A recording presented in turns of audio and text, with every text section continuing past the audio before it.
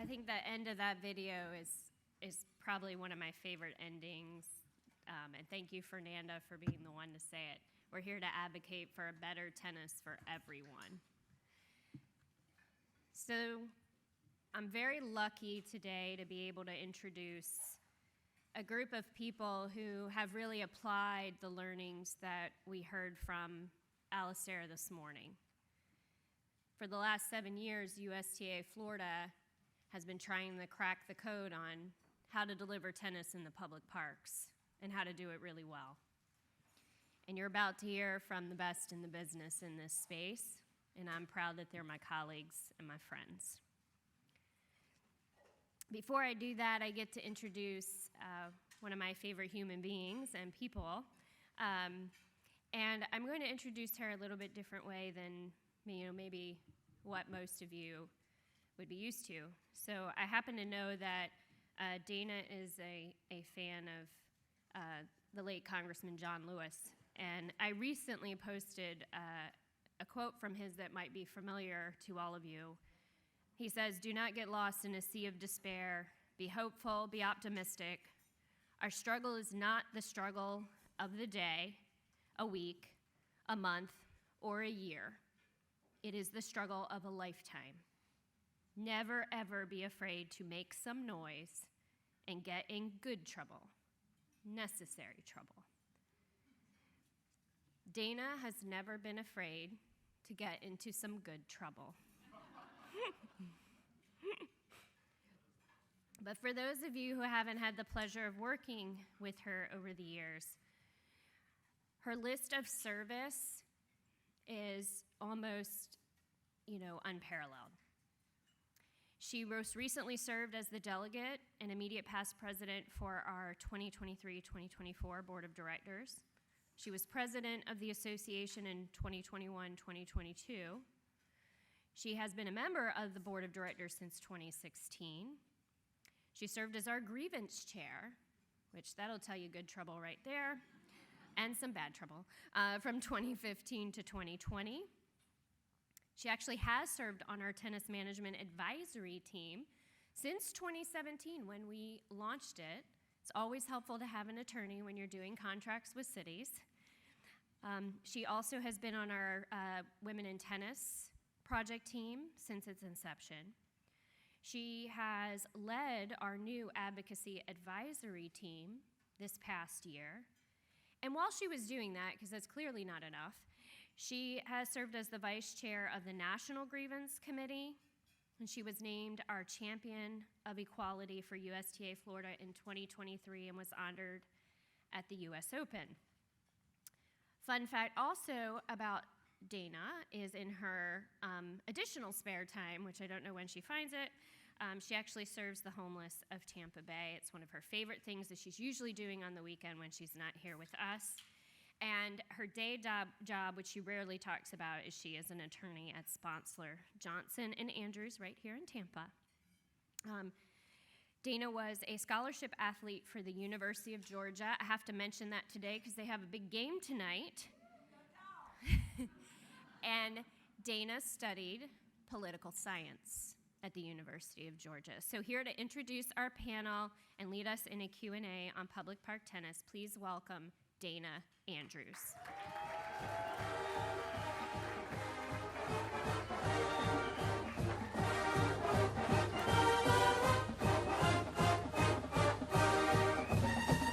Go dogs! Sick 'em!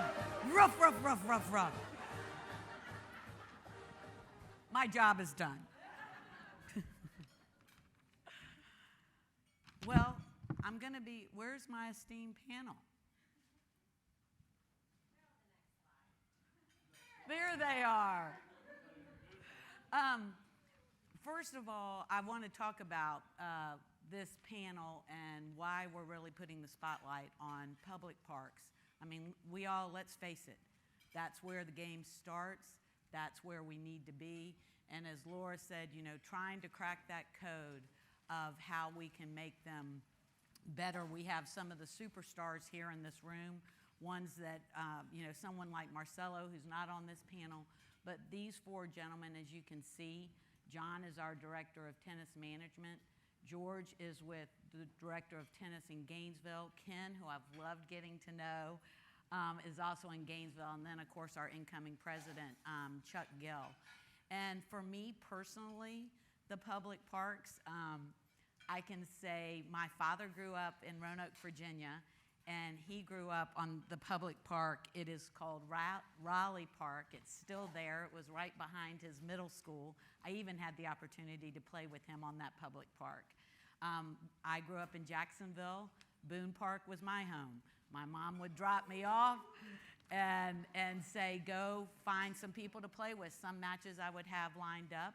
Other ones I would just pick up a game. I would love to play in the men's doubles, and I'd be like, oh, you know, I'm just kind of starting to play. You want to bet? And then in terms of in Tampa, of course, you've heard Sandy Friedman. You know, that was a place when I first moved to Tampa. My law firm kind of introduced me to judges and other attorneys, and that's where I would play as well. So the public parks have been a huge part of my life, a huge part of my father's life. And so with that, I'd like to invite the panel up.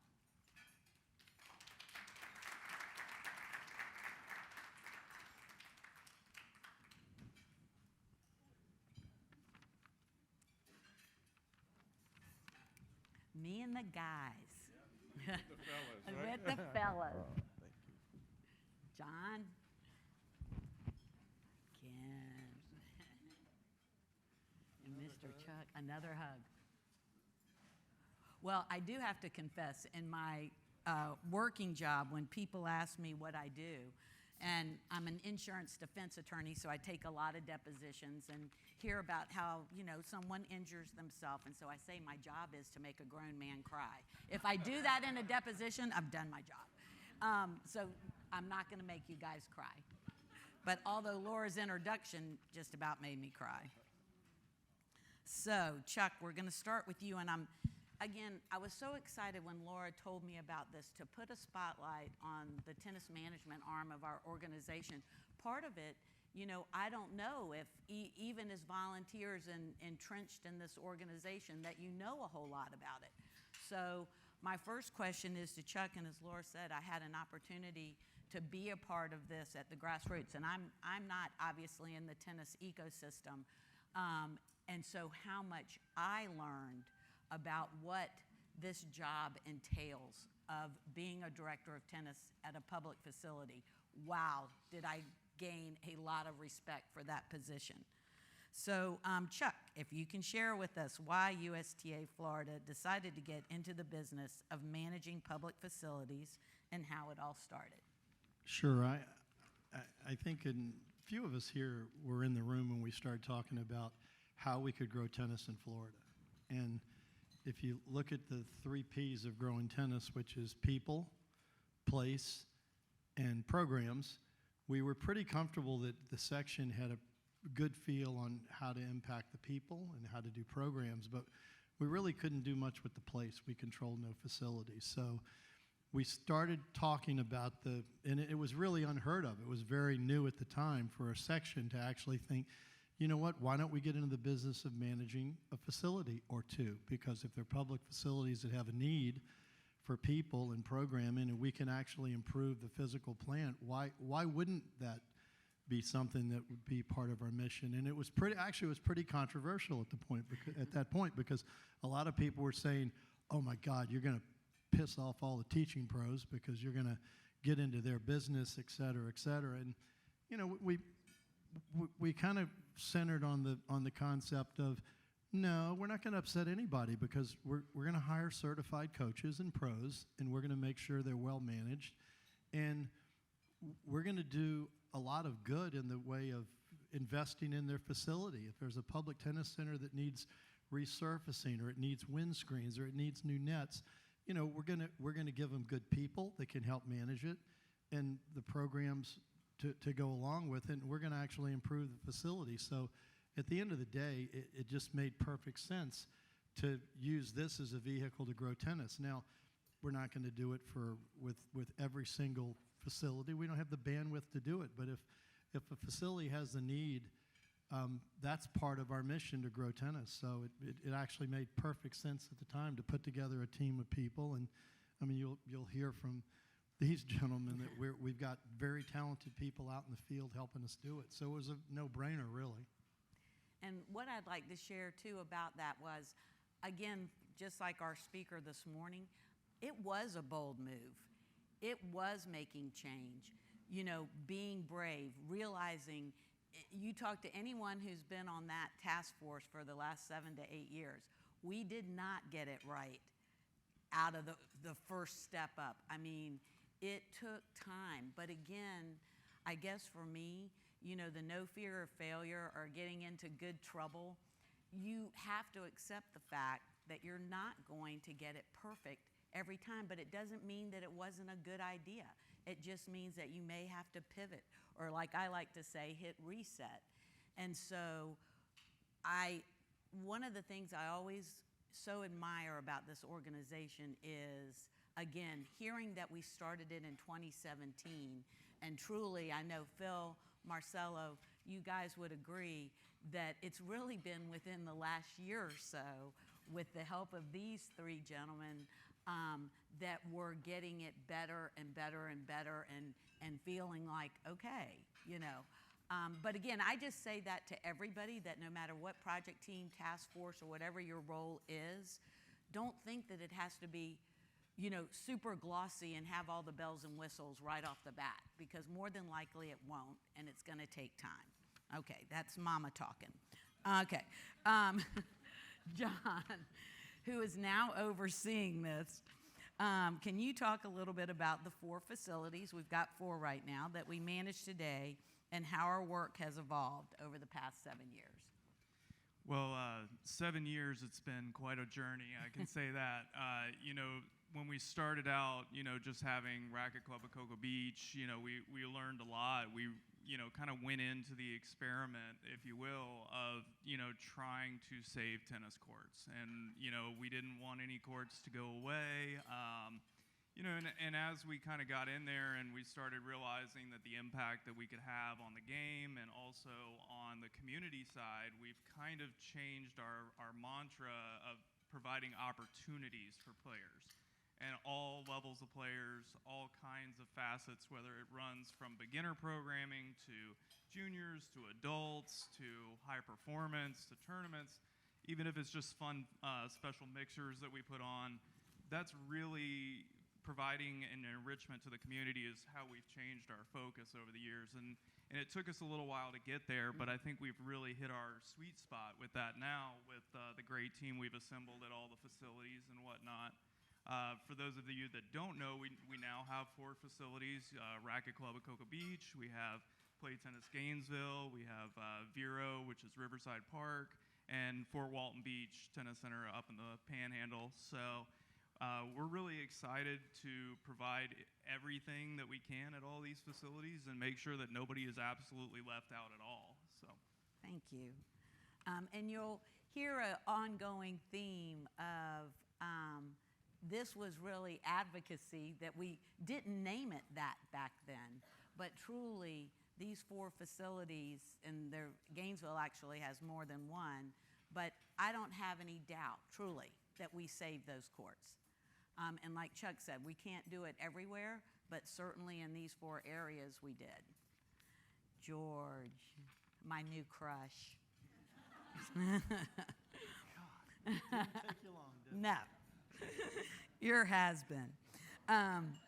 You have Yes. George, you have a stellar background in just about every area of tennis. Can you share your perspective on the role that public parks play in growing the game and why outreach is so important? Thank you for such a great question. For me, public parks and public facilities is where I started. I wouldn't be here if it hadn't started that way. I can look back early on. I was introduced to tennis from my father in Connecticut. We lived in Ledyard, Gales Ferry, Connecticut. We then moved to Wilmington, North Carolina. And in Wilmington, basically at Impey Park, which was a public city facility, That was where it all started for me. And what I found was a lot of the private facilities I was not able to go to. Being a black person in Wilmington, we didn't learn on the private courts, so it was public. It was like home for me. I love that. Thank you. No, I mean, the public parks, even when I lived in Pittsburgh for a year, and my dad hit with me at Frick Park up there. So, yeah, they're so important across the board. Exactly. Yeah. So it was a beginning for me. So, and then the rest for me is history. But my tone was, my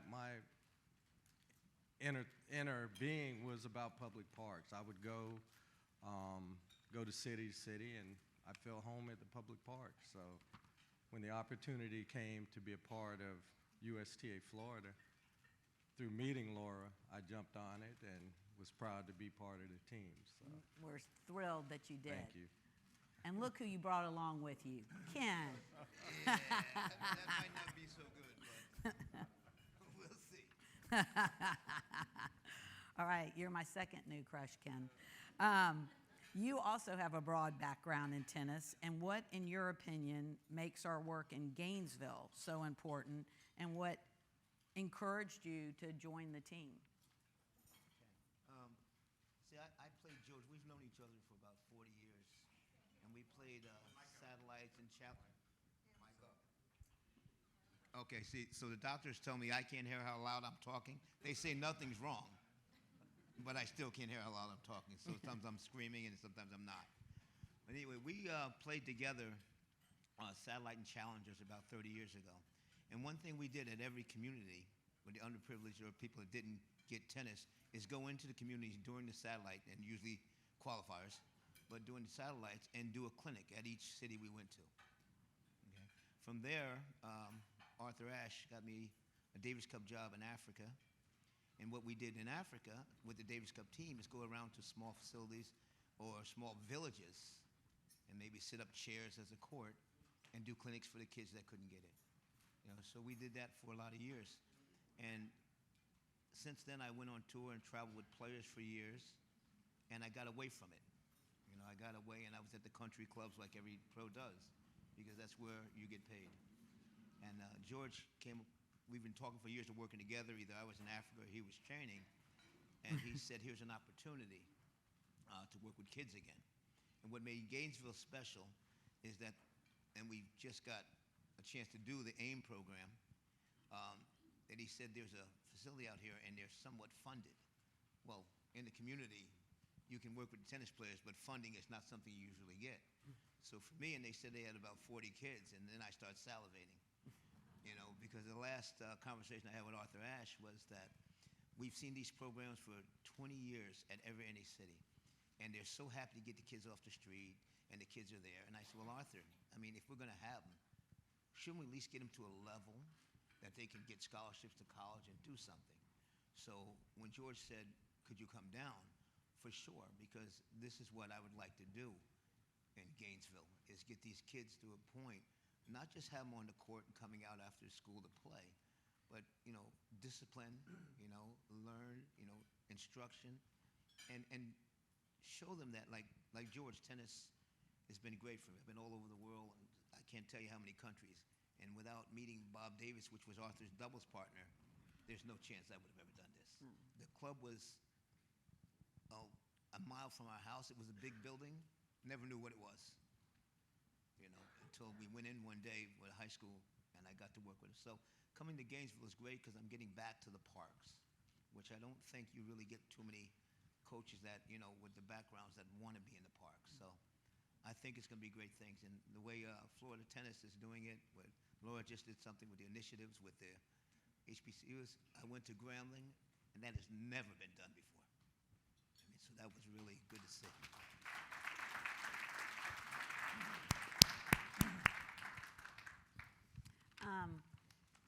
Are we not blessed to have these guys, all three of you, and what you're doing for our programs is amazing. This is what grassroots tennis is about. This is when our mission statement says changing lives through tennis. As I say, what does that really mean? I mean, here's a perfect example that you could share with anyone of when we say that, we're actually putting it into action. And I'm glad you brought up about public parks in general. I share with people, and I feel like, my life has gone full circle in this regard, in that when my daughter was playing junior tennis, I used to say to my friends so often that I never would watch her play. I had a cooler full of adult beverages, and I would go and sit and read a book. I know, shocking. Believe me, I told all the parents, pretty soon your cooler's going to look like this too, so don't think you're all calm over there. Yeah. This is being recorded. The past president and grievance chair. and grievance chair. So if you don't think we're a little different in Florida. But I used to share with my friends that one thing that came out of that was I got to see so many fabulous public parks around the state of Florida that I would have never have seen. But I also learned, though, there is a difference. Some of them were kept up, nicely. Other ones, I'm worried about she's going to twist her ankle because there was such a huge crack in the court. And again, that inspires you to make our public facilities the best they can be. And that part of her junior career, I was really thankful for, because I never would have seen them had I not been schlepping around with my Gatorade cooler. You got that on camera? Okay. I don't even know how to follow that. Is there a question coming? There is. I've got another question. I've got the timer. Okay. Okay, this is a question for all of you. And I'll start with you, Chuck. Can each of you share one of your most meaningful moments, whether it was an accomplishment or a challenge, from this past year, other than just sitting here with me right now? This got to be the highlight right here for me. Just for the camera, Village of Wellington does not condone alcoholic beverages courtside. So. Moment. I think it's kind of an evolution of a moment, because for me, I started and I rode my bike to the high school courts and to the public parks as a kid in Tennessee. That's how I learned to play tennis. I kind of got into the resort business and the club business, and then I was actually at a USTA national meeting at one of the sections, and I said the key to growing tennis is when people at public parks can have the same experience that people at private clubs have. Yay. That's when tennis will really flourish and grow. And then ironically, after 25 years at a private club, the Village of Wellington was looking for a tennis director, and we discussed it, and I said, well, what kind of hypocrite would I be if I don't take this job? I mean, this is exactly what I want to do at the end of my career. So if I can think of a moment that really stood out, it's kind of a moment and a challenge, but I think two things. One is, I think the USTA at the national level now realizes how important coaching is, which I think is really big. I mean, I'm looking at Phil and Marcelo, and what was it, 5 years ago, that we had the moment where we're on the Zoom call and we're like going, geez, we need coaches. We need a lot of coaches in public parks to help grow tennis. So I think now everybody is kind of thinking that better coaching and more diverse coaching is what we need, and a big investment in facilities to make sure that we have places to play. So I think while that's been a challenge, it's also been kind of a rewarding moment to know that that has come off the back burner, and that is now kind of on the front, where we're really talking about the way to really grow tennis. So I think that's probably a moment or a challenge anyway. What about you, John? Well, I think, as cheesy as it may sound, getting the opportunity to lead this team of tennis management and having the opportunity to, have a part in hiring everybody here and the entire department and our pros that are missing here as well has been really, the biggest and shined the brightest part of, my time with tennis management and with USTA.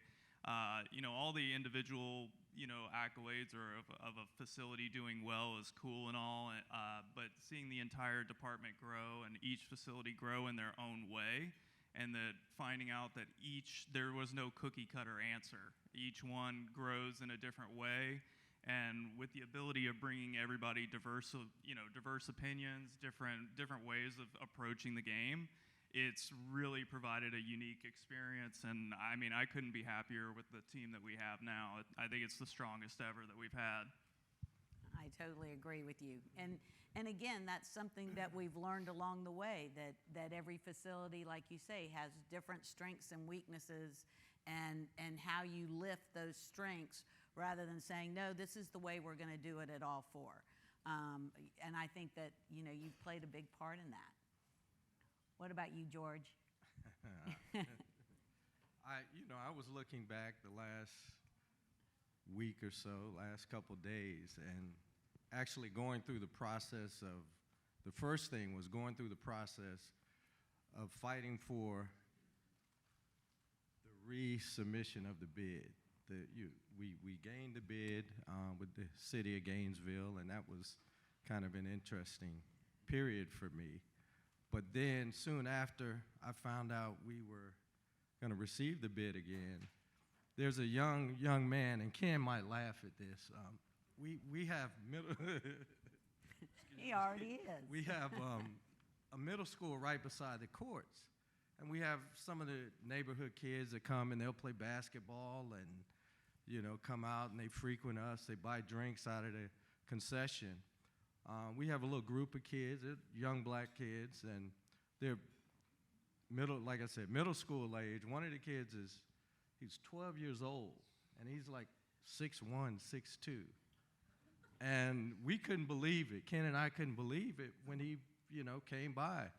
So we started telling them about tennis, and of course, if this kid came, others would come too and follow and check us out and everything. So on my wall in the office, I have pictures of me with Venus and Serena, me with Mr. Williams, and a few other professionals. And they were like, "Who's that? Is that you? You don't look like that, anymore." So I was like, "Yeah, years ago, I did look like that. My hair was darker and everything." So then I opened up a high school graduation, my high school junior year yearbook. And in that yearbook, there's a picture of Michael Jordan playing, because we graduated same year out of high school in Wilmington, North Carolina. And I said, "You see this guy? I went to school with him, and I made the relation. I made, the guy, he kind of looked at, he said, "That's not you. That's not," I said, "That's Michael Jordan." So from that moment on, he started gravitating. You remember that kid? He started gravitating. Every day he would come. "Hey, I'm going to school," and school's right next door. He'd come late every day. So we get on him. "Man, you got to get there on time. You 6'1", you 6'2", you can be this. Tennis will help your basketball." So just the encouragement and the communication with this group of kids, because of course he was the leader, they would all follow him. But every day for the past 2 weeks, he's been coming by the office in the morning before he goes to class. And it just hit me. I was like, man, this is, and they come out and they drink water from the tennis courts. The cooler, they say it's the best water. and you remember John. You were telling me, "Oh, I get those coolers out of there. That's too much work." But now the cheerleading group, for that group, they come and drink the water every evening. So it's just amazing to see how someone putting interest and talking to these kids, just walking by, you see a change in them. So for me, that's been the last year of what we've been doing. Yep. So. George, I think Dana might be filling your coolers, and you don't know it. When you get that many kids over there, I'm a little suspicious of the story. And the coaches. Well, on that note too, he doesn't know, but like 8 o'clock, 8:30 the other night, a couple kids came by and said, "Hey, can we borrow a racket?" You know, and they're on the basketball courts all the time. I said, can we borrow a racket? Sure. The courts are full. Just get out there, hit some balls. So they're starting to get the feel. He didn't even know that. That was good. I knew because Yeah. when I was there, one of them came and got the racket. And I said, nah, I'm going home. You can't go out there. So I kind of knew. I didn't say anything. So, It's beautiful. It's beautiful. For me, it's pretty great because, again, when we play together, the ATA was a big deal. And like I said, by the time you got to the round of quarters, you just well be at a satellite because Rodney Harmon was winning it and all these guys could play. All right, so we tried back then, I coached at Grambling to do a clinic at the ATA for the kids. And no matter how hard we fought, they wouldn't do it. This year from the USTA is the first time we got to do a clinic for all the kids at the ATA. And that was pretty special for me. Oh. All right, fellas, we're going to wrap it up here. And this is a good lead into what we're going to be doing this afternoon. But what do you want this audience to know about the role they play in advocating for public tennis facilities in the future? Chuck? Just simple. When you get a chance to make a difference, take it. When you get asked to volunteer, if you can, do it. I can tell you, I'm looking at Mika and I'm looking at Trish. I don't think I've ever had an event at my public park where I haven't asked them to be present, where they haven't just said, can I bring help? Can I bring friends? I mean, we did our first advocacy free clinic for beginners, and Mika was right there, and first, she said, yes, absolutely. How many people can I bring? So when you get a chance to make a difference, just take it. I think for me, giving a open invitation to come talk to us. We are always looking for new opportunities and new ways of thinking, and we can't come up with it all. Like we come up with some great ideas, but there's definitely probably one or two that we definitely haven't thought about, and having that and using us as a resource is really the goal. And we would just love to extend that invitation to come and communicate with us and see what we can do to work together and push everything forward. I just think asking questions and inquiring and being supportive, and it works both ways. So that's basically it.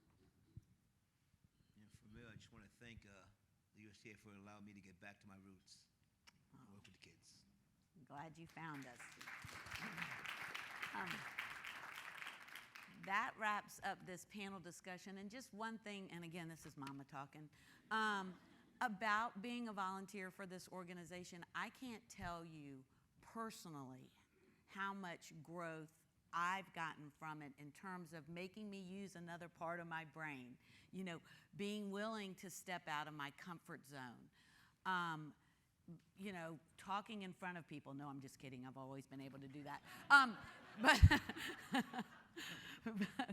But truly, that's really what I hope for everybody here and every new volunteer that we bring in, that not only are they, giving to the tennis community, changing lives through tennis, but I really do hope that everyone feels when they walk away, whether it's an event, volunteering, helping with the task force, project team, whatever it is, that when you go home, like I really do take an inventory when I look back so far, and you're not rid of me yet, in terms of my volunteer life, and I'm so thankful for the growth Dana Andrews has had. And so again, I just hope that for all of y'all. We're gonna take a break. We're gonna straighten up this room a little bit, and then we're gonna jump into advocacy this afternoon. Thank you, everybody. Thank you, panel. Love you guys.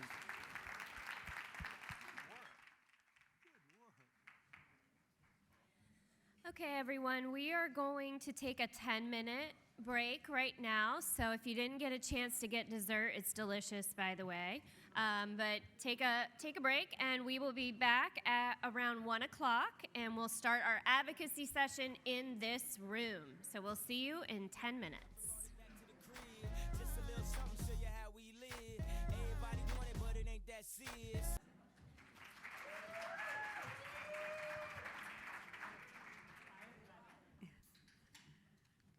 Good afternoon. This is amazing. I'm I'm so glad I came. Well, my name's Dana Andrews. And this is Christine. She just told me I couldn't be her mama, but that we're sisters. That's right. And we got the gray thing going on. We do. But we're here really to talk about what many of you have already been doing, which is advocacy, and how USTA Florida has done a deep dive into this and said, you know, we need to organize it. We need to give our volunteers and those out in the field the tools. But again, this is something that really many of you have been doing, and we're here now to bolster it up and really ask for your help, because you've heard clearly coaching, facilities, growing the game, retaining the players. Those are all things that can be advocated for. But I don't even know how to do slides, so Christine's the clicker. Obviously, under my competencies was not technology. I didn't, you know, please. When they showed me the clicker, I said, no, I don't do clickers. I mean, truly, believe me, my law firm always wants me to have like a slideshow. I'm like, I am the presentation. I can't do it. So anyway, I did want to give a story, at least from my own personal perspective, in terms of why we chose it'll be a year and a half ago, to really start coming up with a game plan, no pun intended, of an advocacy director, a website, all of these things that have grown out of this over the last few years. I would hear as a volunteer and a member of the board from Laura that, you know, USTA Florida would get calls regularly. Hey, could you help me with this facility? You know, different needs, programming needs, that type of thing. And they would just be random calls. And so what bucket did that go into? Laura's fielding the calls herself. And so then I had an opportunity to experience advocacy really at its best, which is the grassroots. And my story is Riverside Park in Vero Beach. It almost makes me cry.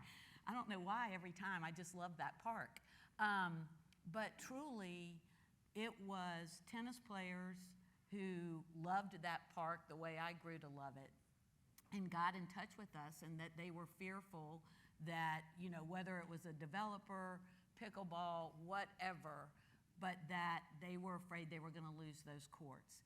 And we would have never have known it. And that's one thing I want everyone to take away from this presentation today, is truly the grassroots.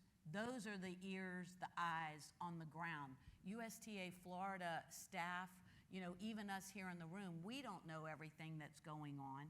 And that's why we want to hear from our volunteers, from our players, from our providers, what is needed in these different areas. So back to Riverside Park, so they get in touch with us. Laura goes down, you know, she meets with Parks and Rec, and it ends up being a 2-year process. And that's another thing that I want to come out of this, is that, again, part of advocacy is us being each other's cheerleaders when you may see something that you want to advocate for, and that it will take time. And so, for instance, that was my education with Riverside Park. Not only did it take 2 years, it did take me driving down there several times. We did town halls. We listened to the tennis community. They were concerned that we were going to take it over. I learned that USTA Florida, we can do better at our messaging, and that rather than take over, our role is partnerships. We want to make it better for you. And so that's what we got out of that. It took a few city council meetings. It took a newspaper article. Laura being interviewed on the radio. We found out that they were putting up signs in the stores that said USTA with a line through it, thinking that we were also, you know, in the clothing line business. I'm like, no, I'm not like a weaver making a shirt over here to sell. You know, And so it really was a good education. And so from that and the other experiences of the phone calls coming in, that you'll see this advocacy project timeline. I was not a part of, I just started today. No,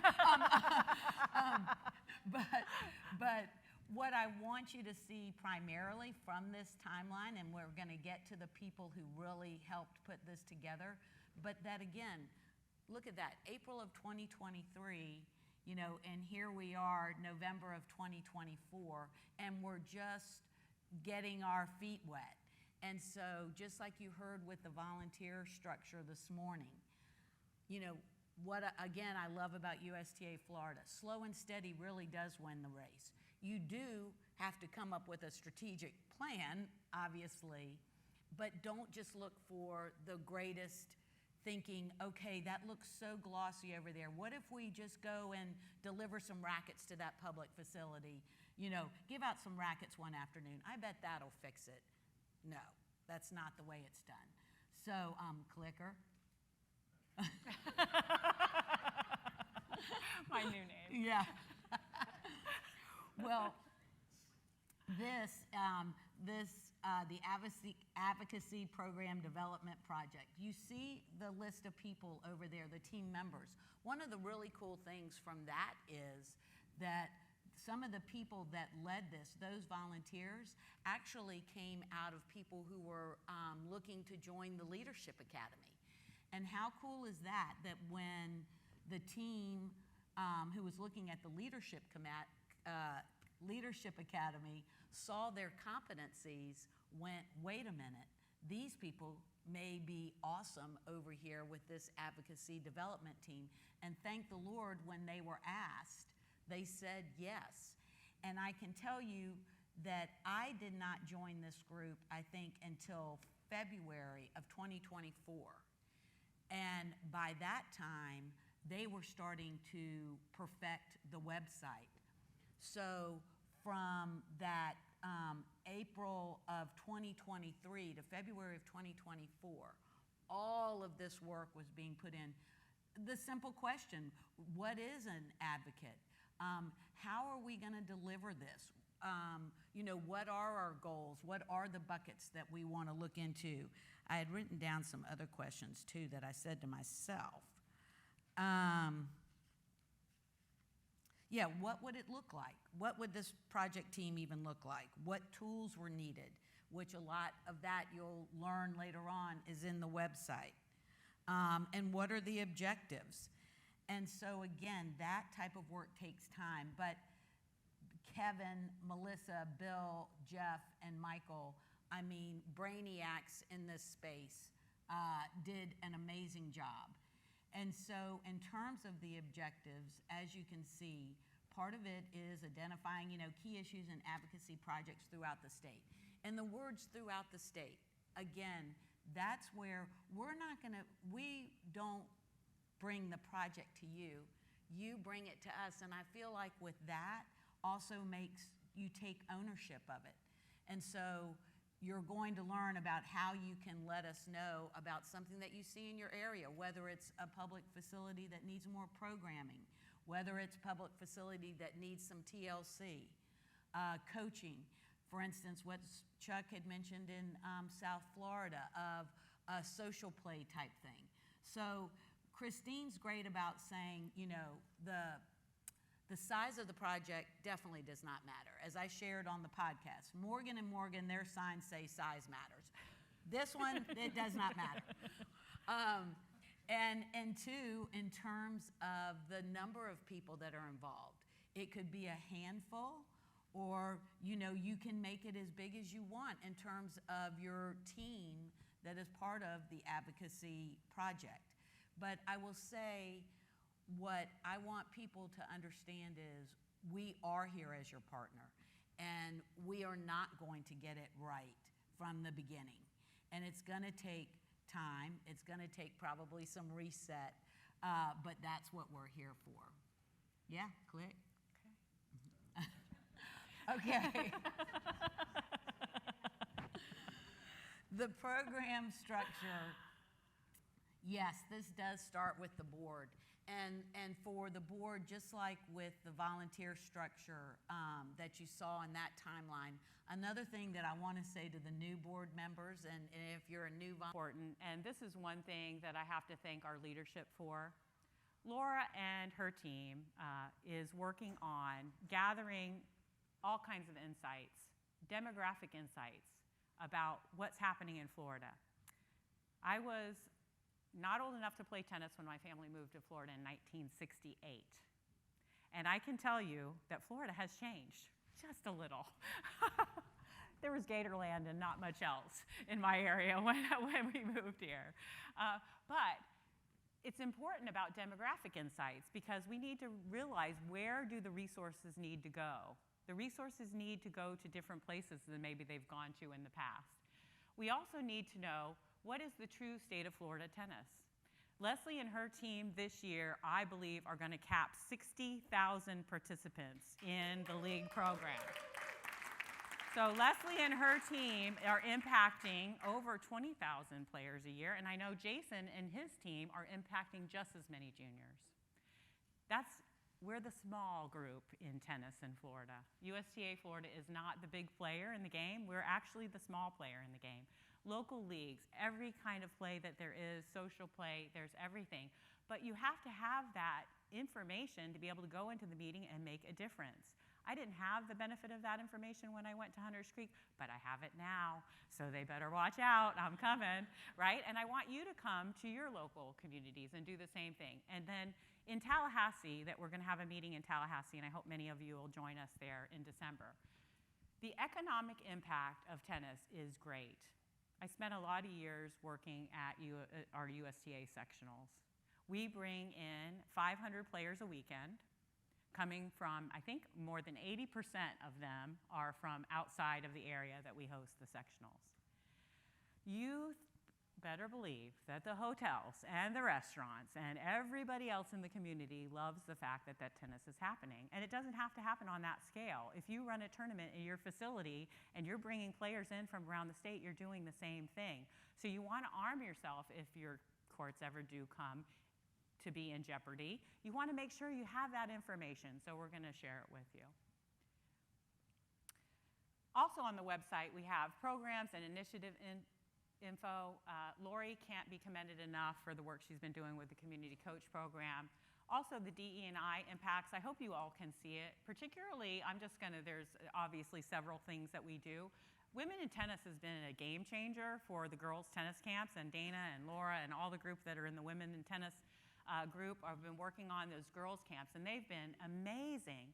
But also women's speaker training. So I expect an evaluation after this, and you guys can tell me how I did, because I'm a speaker in training. But we also want to amplify our Black voices in the community. We want to also stress that we have meaningful partnerships. Special Olympics, Love Serving Autism, just to say a few. There are more. There's a CTA guide, which Lauren Parr's in the room today, and I appreciate her. She's from USTA National. She's providing a wealth of resources from National about how you can form your Friends of Hunters Creek Tennis Association. What do you need to do that? And I've done it, I have to say. It isn't for the faint of heart, if you gotta like filling out paperwork if you wanna do it, but you can do it. It's not, if I can do it, it is not rocket science, I promise you. And Kevin will attest that it's gotta be pretty easy if Christine can do it. Okay, this is a big one. Where's the money coming from, folks? This is the one that most people want to know information about. But when you come to the event in Tallahassee, we're going to discuss some of the grant opportunities that are out there. I think Chuck's area might have just got something. I was doing some research. $200K, I believe, going to the city of Wellington to build more courts there. For smaller communities, that number can be 50,000, right? That's coming from the FERDAP. And I would give you the full thing, but I'm up here on stage in front of a bunch of people and I can't come up with it right now. So I'm gonna fail up here, but that's fine. But the main thing is, you might have donors, you might have people. You all know everyone. So you may have ways to come up with fundraising, bake sales, car washes, who knows, right? Some projects, that's all they need, but that's what we want you to do. Okay. USTA Florida also is a part of this. So there are grants from our foundation, right? There's program grants. There are different things that you can do. Hurricane grants, we talk about that. National offers venue services. They do site renderings. They do all kinds of technical services. And again, the Advocacy Handbook has a lot on key fundraising. How can you help? Because that's the important part. I said earlier today, the only person that we can change is ourselves. So the thing that I want everybody in the room to do, if you can, is learn about these things, right? Check out the new website. Be familiar with the program and key issues we want to advocate on. There'll be a test later. Share information locally and identify your key issues, right? The things that you feel are important are important. And it doesn't have to be a huge project. And join and encourage other volunteers in your community, right? That's the main thing. Does everybody in the room know somebody who would be great at this besides themselves? Do you? Does everybody know at least one person?